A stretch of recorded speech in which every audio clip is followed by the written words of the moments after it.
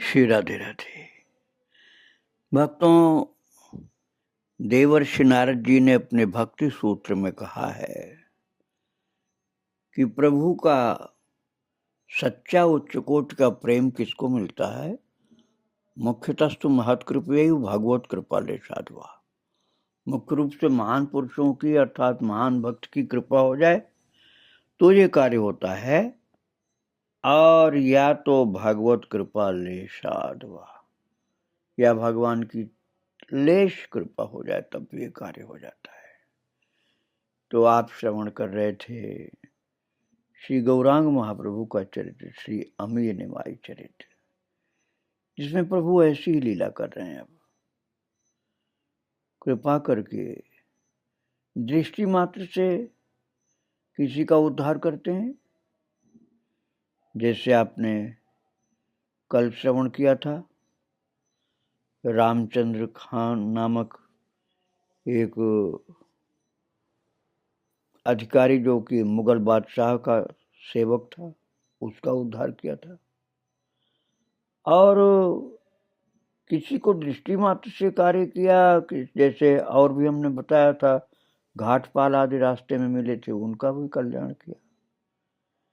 लेकिन किसी किसी के पास जाकर के प्रभु ने कृपा की है।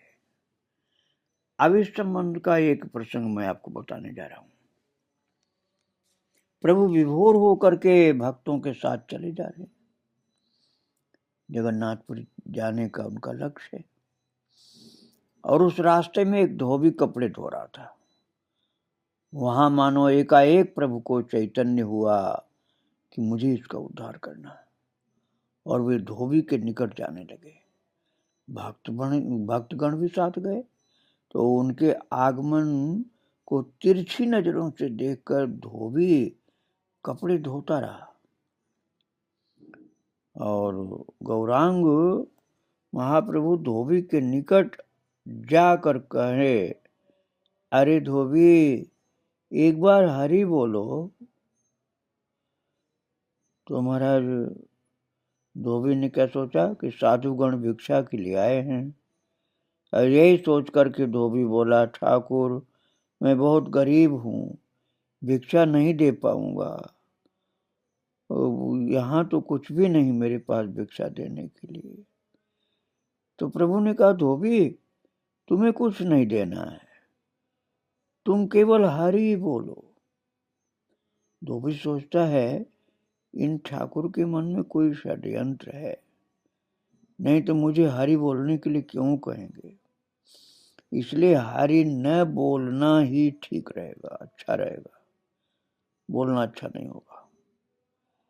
ऐसा सोच करके मुंह नीचा करके कपड़े धोते धोते ही बोला, ठाकुर, मेरे बाल बच्चे हैं, मैं परिश्रम करके उनके लिए अन्न का जुगाड़ करता हूँ, और यदि मैं हरि बोला हो जाऊं तो वे सब उपवास करके मरेंगे। प्रभु बोले, धोबी, तुम्हें कुछ नहीं देना, केवल एक बार हरि बोलो। ये प्रस्ताव तो इतना बुरा नहीं, पर क्या पता क्या से क्या हो जाए। मन में सोच रहा धोबी कि कोई बहुत खराब प्रस्ताव तो नहीं, इसमें कोई नुकसान नहीं, घाटा नहीं, कोई खतरा नहीं, लेकिन फिर भी पता नहीं क्या से क्या हो जाए, अतः हरिनाम न लेना ही ठीक।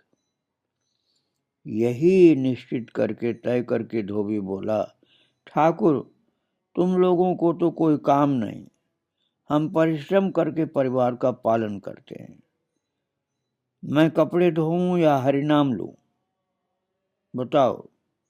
हरिनाम लेने से क्या हमारा काम होगा, कपड़े धोने से काम होगा हमारा। प्रभु बोले, धोबी, तुम दो काम एक साथ नहीं कर सकते, तो मैं कपड़े धोता हूं, तुम हरि बोलो। बताओ कितने जन्म का इसका कोई भक्ति का संस्कार था, कौन सा तपस्वी था, कौन से जन्म का, अब धोबी बना हुआ है। और प्रभु कितने कृपालु हो गए उसके सम्मुख कि कह रहे हैं, तुम दो काम नहीं कर सकते हो तो कपड़े मत धो, मैं कपड़े धोऊंगा तुम्हारा, और तुम हरि नाम बोलो। ये सुनकर के प्रभु के साथ जो भक्त थे और धोबी दोनों आश्चर्य में डूब गए, भक्त लोग भी और धोबी भी, कि ये कपड़ा धोएंगे, ये कपड़ा क्यों धोएंगे, ये तो कोई साधु संत हैं। तो पीछा छुड़ाने के लिए तो अब मुश्किल हो गया। अभी गोसाई से पीछा कर छुड़ाऊं तो कैसे छुड़ाऊं, ये मुश्किल हो गया। अब क्या करूं, जो भाग्य में लिखा है वही होगा। ऐसा सोच करके धोबी बोला, ठाकुर तुम्हें कपड़े धोने की कोई आवश्यकता नहीं, शीघ्र बताओ मुझे क्या बोलना है, मैं वही बोल दूंगा। अभी तक धोबी ने मुंह उठा करके महाप्रभु को ठीक से देखा भी नहीं था। तो कपड़े एक तरफ रखकर प्रभु की ओर देख करके उनसे बात कहा कि ठाकुर तुम्हें कपड़े धोने की कोई आवश्यकता नहीं, शीघ्र बताओ मुझे क्या बोलना है, मैं वही बोल दूंगा। तो देखा कि सन्यासी करुणा भरे नेत्रों से उसकी ओर देख रहे हैं। इनके नेत्रों में तो इतना प्रेम के आंसू हैं कि जैसे मेरे सबसे ज्यादा हितैषी हैं। उनके नेत्रों से आंसू गिर रहे हैं, जैसे मेरे ऊपर कृपा करना चाहते हैं। तो धोबी थोड़ा मुग्ध होकर बोला, ठाकुर बताओ क्या बोलूं। ठाकुर को मतलब स्वामी, स्वामी बताओ मैं क्या बोलूं। प्रभु ने कहा, धोबी, अरे धोबी भाई और कुछ नहीं बोलना है, बस इतना ही बोलो, हरि बोल। धोबी ने कहा, अच्छा ये बोलना होगा। तो प्रभु ने पुनः कहा, धोबी बोलो ना। तो धोबी ने कहा, हरि बोल। तो प्रभु ने पुनः कहा, धोबी फिर से बोलो। धोबी ने कहा, अच्छा फिर बोलना है, अच्छा बोल रहा हूं, हरि बोल। धोबी ने फिर से बोला, महाराज जी। और प्रभु के अनुरोध से 2 बार हरि बोल बोलने से ही धोबी का स्वातंत्र ही चला गया। अर्थात अब वो जैसे विवश हो गया, मजबूर हो गया, स्वतंत्रता ही खत्म हो गई और वो विह्वल हो गया। उसके ऊपर जैसे कोई जादू हो गई, विह्वल हो गया बिल्कुल। और बिल्कुल भी न चाहते हुए भी जैसे कोई ग्रह पकड़ ले किसी को, ऐसे वो ग्रहग्रस्त की तरह से हरि बोल हरि बोल हरि बोल हरि बोल। महाराज वो धोबी बिन चाहे बोलने लगा। 2 बार प्रभु ने बुलवाया था, इसके बाद तो अपने आप बोल रहा वो, जैसे कोई उसको भूत प्रेत लग गया या कोई ग्रह पकड़ लिया या कोई बाहरी शक्ति ने उसको पकड़ लिया। अब बोल रहा है और महाराज बेवल भी होने लगा। अब तो जैसे पागल हो गया और हरि बोल हरि बोल हरि बोल कर रहा है और उसकी आंखों से आंसू गिरने लगे। अंत में पूरी तरह से बाह्य ज्ञान शून्य हो गया। बोलते बोलते बाह्य ज्ञान शून्य हो गया, उसको शरीर का भी ध्यान नहीं रहा और नेत्रों से बराबर आंसू की धारा चालू हो गई, रुक नहीं रहे आंसू उसके। और थोड़ी देर में वो दोनों बाहें उठा करके, अब तुम्हारा दोनों हाथ अपने ऊपर उठा लिया और उसका हरि बोल ये बोलना और तेज हो गया और नृत्य करने लगा। महाप्रभु जी ने ये नहीं कहा था कि तुम नृत्य करो दोनों हाथ उठा के, लेकिन दोनों हाथ भी उठ गए उसके और नृत्य भी करने लगा। तो भक्तगण देख करके चकित हो गए, ये कहाँ से भक्ति इसके अंदर प्रकट हो गई, कभी तो सत्संग किया नहीं होगा, ये कपड़ा धोने के अलावा तो कुछ काम नहीं किया इसने। तो प्रभु का कार्य तो जैसे पूरा हो गया, वे द्रुत गति से चल दिए तेज, और भक्तगण भी चल दिए। फिर थोड़ी दूर जाकर के प्रभु बैठे, उसके पास नहीं, थोड़ी दूर जाके, और भक्तगण धोबी का वो स्वरूप देख करके चकित होकर के एकटक देखने लगे। धोबी तरह तरह की भंगिमा से नृत्य कर रहा था, नाना प्रकार के हाव भाव प्रदर्शन करते हुए, ऐसे लगता था जैसे सदा रहा हो महाप्रभु के साथ। और प्रभु तो चले गए, इसका भी उसको पता नहीं कि प्रभु चले गए। जो हमको चालू करवाए थे हरि बोल वो चले गए, ये भी उसको पता नहीं। वो भाग्यवान अपने हृदय में महाप्रभु का दर्शन करने लगा, महाप्रभु की वही गौर रूप का दर्शन अपने अंदर करने लगा जो पहले उसने देखा था, और अंदर दर्शन हो रहा महाप्रभु का।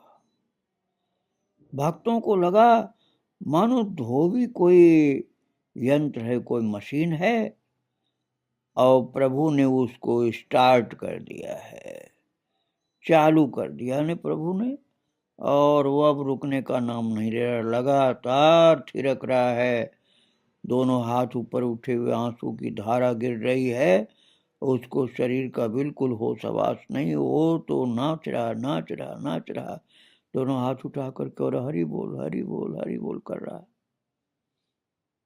और कुछ ही देर में धोबी की स्त्री उसका भोजन लेकर के आई, उसका टाइम हो गया भोजन लेके आने का, तो आई। किंतु धोबी ने देखा कि ये क्या हो गया इनको, ये तो दोनों हाथ उठा के नाच रहे, और ये क्या बोल रहे हैं, हरि बोल।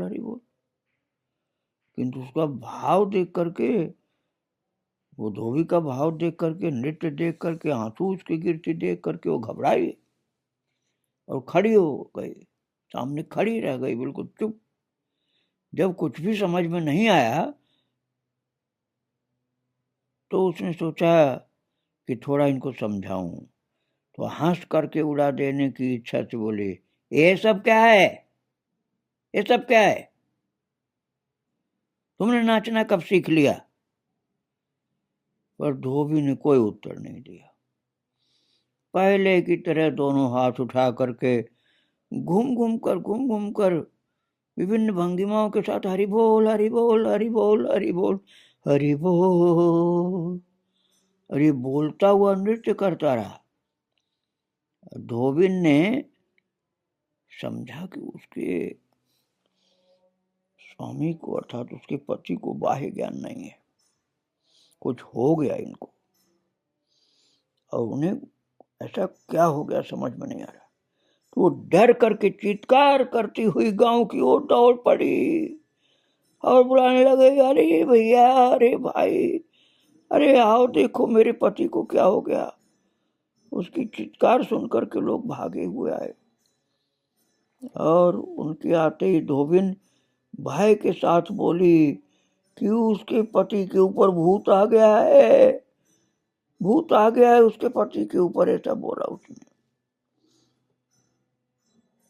तो एक आध लोग थोड़ा समझदार थे, बोले दिन में भूत, अरे दिन में भूत नहीं लगता, दिन में भूत का भय कहाँ से है जो तेरे अंदर आ गया, भूत नहीं है ये।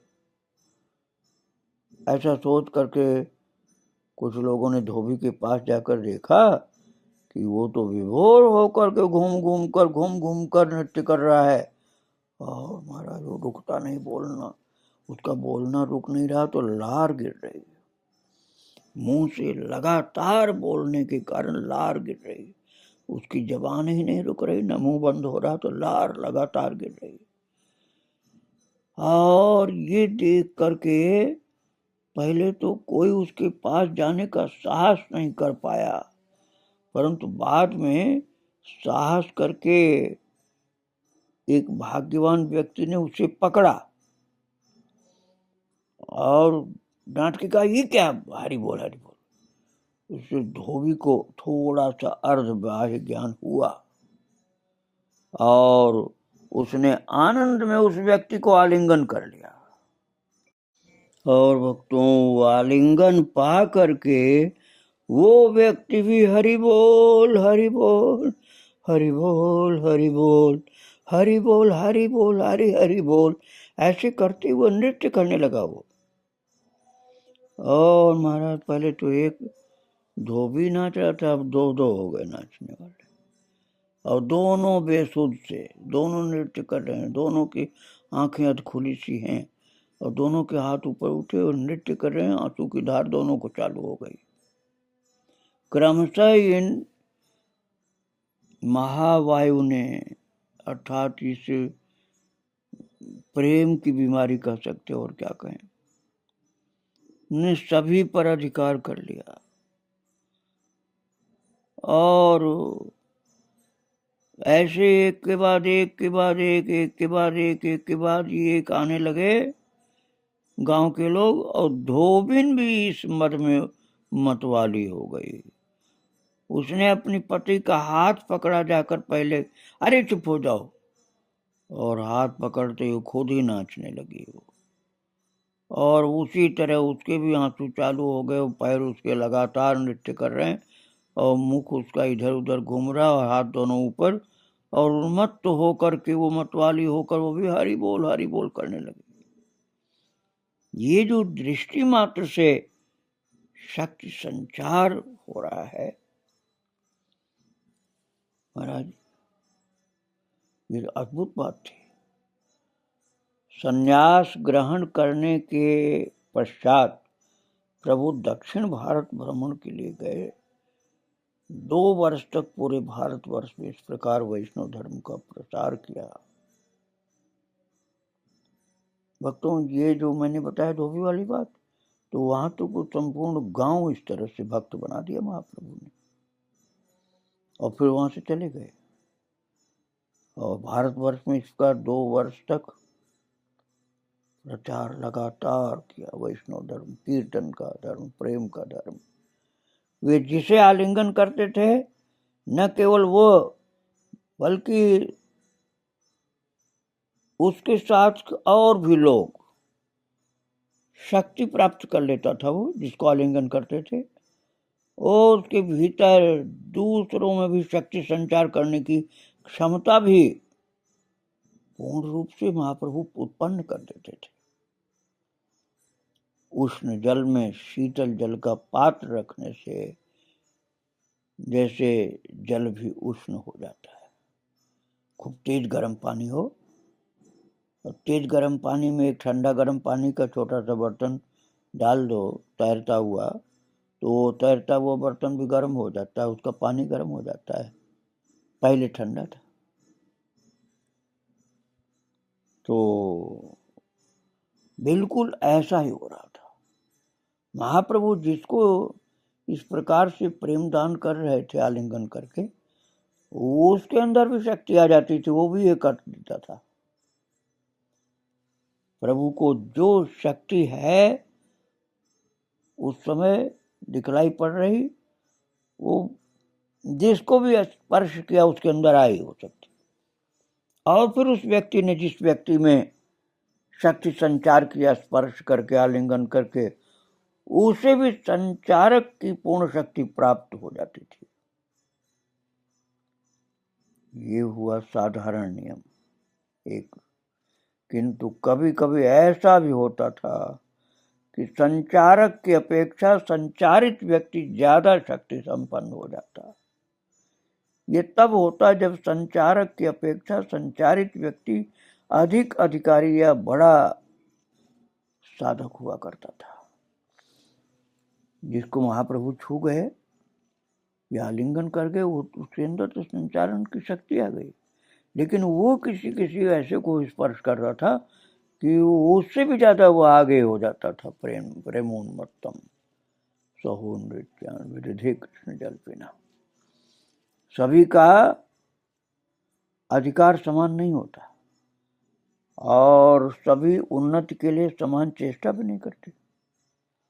शास्त्रों में है कि गौर अवतार के पात्र केवल 3.5 लोग ही थे। पात्र स्वरूप, राम राय और शिखी माहिती माधवी दासी। स्वरूप थे नवद्वीप के पुरुषोत्तम आचार्य, और जो गले में वस्त्र लपेट कर प्रणाम करने के लिए कहा था। अन्य लोग जो थे पात्रों के विषय में पूरा तो कौन बताएगा।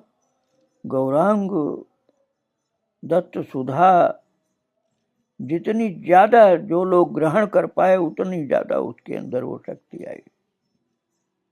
जिसका हृदय भक्ति प्रेम सुधारस जितनी मात्रा में ग्रहण करता था उतना अधिकारी हो जाता था। सबका अधिकार समान नहीं होता था। ऐसा क्यों? ये महाप्रभु जी की लीला थी, और क्या कहा जाए। जिस प्रकार कर्कश कंठ का व्यक्ति साधना द्वारा अच्छा गायक बन सकता है यदि बहुत मेहनत करे तो, उसी प्रकार एक व्यक्ति अल्प अधिकारी होते हुए साधना यदि करे अर्थात उसके अंदर लगन हो तो अधिकार अर्जित कर सकता है। रास्ते भर जाते हुए गौरांग महाप्रभु किसी पर कृपा कर रहे हैं, किसी पर केवल दृष्टि से किसी को स्पर्श करके, कोई ही रह जाता था। बाकी जो जिसकी ओर वो नहीं देख रहे वो उसकी ओर नहीं देखता। पता नहीं क्यों रह जाता था वो। नहीं तो अधिकांश सबके ऊपर कृपा हो रही थी। रास्ते में कितने लोगों और साधुओं को देखा, किंतु कृपा जा करके जबरदस्ती जो की थी वो धोबी पर की थी। जबरन कृपा की थी कि मैं तुम्हारा कपड़ा धोऊंगा, तुम्हारी बोलो। ऐसी लीला तो धोबी के साथ की थी। कोई धोबी का पुराना संस्कार रहा होगा भक्त। धोबी के द्वारा उन्होंने उसके ग्रामवासियों पर कृपा कर दी। इतना ही नहीं, वो पूरा अंचल भक्ति की तरंग में डूब गया। मैंने कल बताया था वो जो दान मतलब टैक्स देता था घाट पर, उसके साथ भी प्रभु का ऐसा अनुग्रह कांड हुआ था। और एक बार किसी दानी ने अर्थात दान लेने वाले, टैक्स लेने वालों ने मुकुंद को बंदी बना लिया और उनके पास एक पैसा भी न पाकर उनका फटा हुआ कंबल छीन लिया। किंतु वो किसी काम का नहीं। ये देख करके वो गुस्सा में कंबल के 6 टुकड़े करके 6 जनों के दान के रूप में ले लिया। और कुछ देर बाद इस नाविक के स्वामी ने आकर प्रभु के दर्शन किए और सारी बात सुनी। महाराज, इसके पूर्व प्रभु और एक स्थान पर पार होकर के उत्तेजित अवस्था में द्रुत गति से जाते जाते हठात खड़े हो गए और वापस चल दिए। प्रभु के अचानक वापस लौटने का कारण भक्तगण नहीं समझ पाए, पूछने का साहस भी नहीं हुआ और सब उनके पीछे चलने लगे। अंत में देखा कि बहुत से यात्रियों को वो टैक्स लेने वाला यंत्रणा दे रहा था, कष्ट दे रहा था। प्रभु के आने मात्र से क्या हुआ, उन सब यात्रियों का उद्धार कर दिया, अर्थात सबको भगवत प्रेमी बना दिया और टैक्स लेने वाले को भी बदल दिया, उसका जीवन बदल दिया।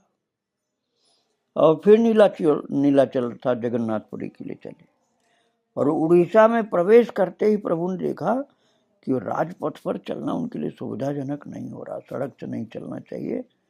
तो वे अपने अनुसार जाएंगे, भक्तगण उनके पीछे पीछे आ रहे हैं, ये भी उन्हें अच्छा नहीं लग रहा। इसी कारण थोड़ा से उनको अलग चलने का मन हो गया।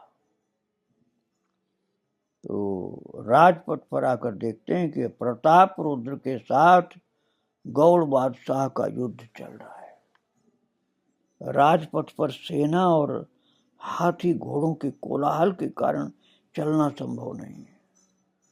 प्रभु झुंझला करके वन मार्ग से चलने लगे, और फिर भी तीर्थ स्थानों के दर्शन के लिए बीच बीच में राजमार्ग पर आना पड़ रहा था।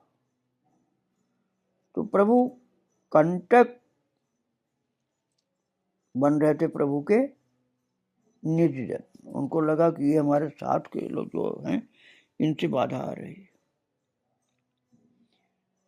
और महाराज भगवान महाप्रभु चैतन्य ने उस समय कठिन तपस्या कर रखे थे। नासिका से भोजन का जल पी लेते थे, बस मुंह में नहीं डालते थे। और फिर भी भक्त लोग बड़ी बड़ी प्रार्थना करके, विनती करके कभी कभी उनके मुख में कुछ भोजन डाल देते थे। उनको अच्छा नहीं लगता था इस तरह से खाना, कहते थे नहीं, स्वाद नहीं लेना मुझे। वो भक्तगण के साथ सुवर्ण रेखा नदी के स्वच्छ जल में स्नान करके पुनः चलने लगे।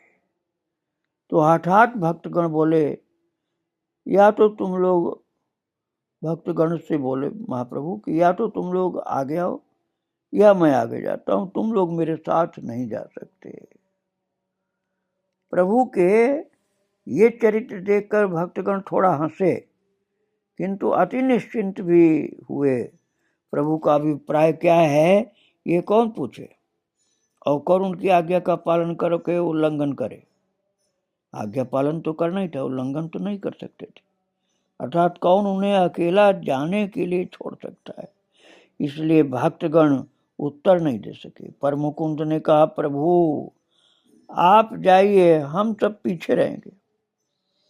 ये सुनकर के प्रभु हर्ष के साथ हुंकार करके जगन्नाथ भगवान की ओर दौड़ लगा दिए, और प्रभु के कुछ दूर जाते ही भक्तगण भी उनके पीछे दौड़े।